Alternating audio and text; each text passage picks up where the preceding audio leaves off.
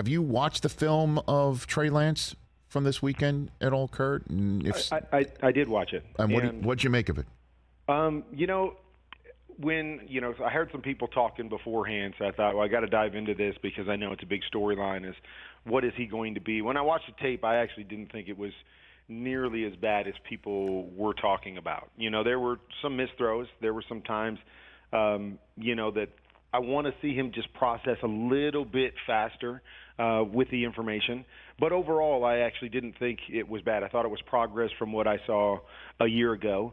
And I think we always have to remember, I know he was drafted high, but he hasn't played a lot of football, and he hasn't had a lot of experience. And so, speeding up the game and understanding what they're doing, it takes time. And, that's just the nature of it. And I know, maybe unfair to him because he was drafted so high after not playing a lot of football.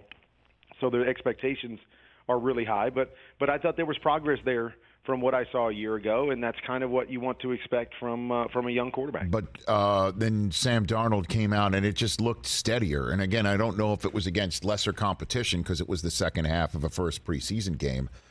But that's just it just looked different, and I'm not an all-22 expert like you, Kurt. Well, I mean, I think, again, you have to expect that. You expect Sam Darnold, who's been in the league and been around and been in different systems. And then, like you said, when you get into preseason, the difference with preseason is everything's more basic.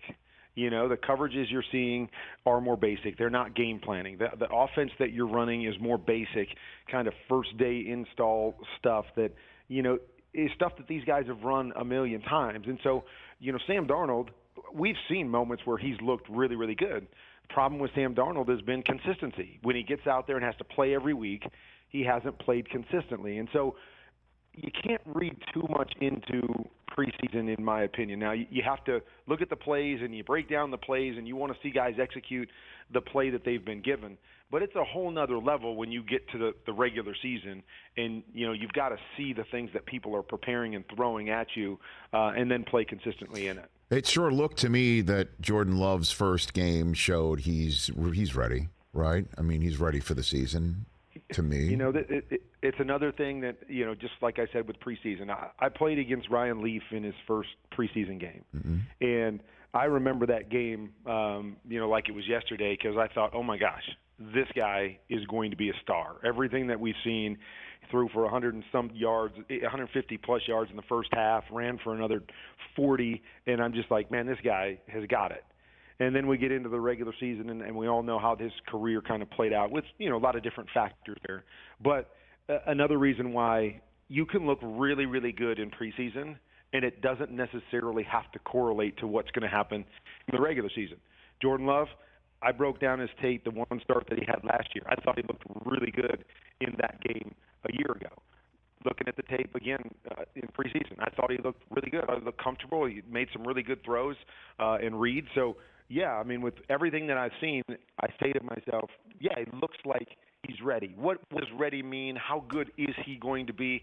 I don't know, but I like what I've seen on tape at this point, and I'm excited to see him, when they're game planning and teams are game planning against him, and some teams, start to get a book on what he does well, and he's got to be able to play off of that and can play consistently well, even when people are taking away his strength. So I think it's good signs with what I've seen up to this point. But once again, I'm not going to read too much into the first preseason game and say, oh, man, this means he's going to have a great season. Catch the Rich Eisen Show every single day on the Roku channel, 12 to 3 Eastern, for free.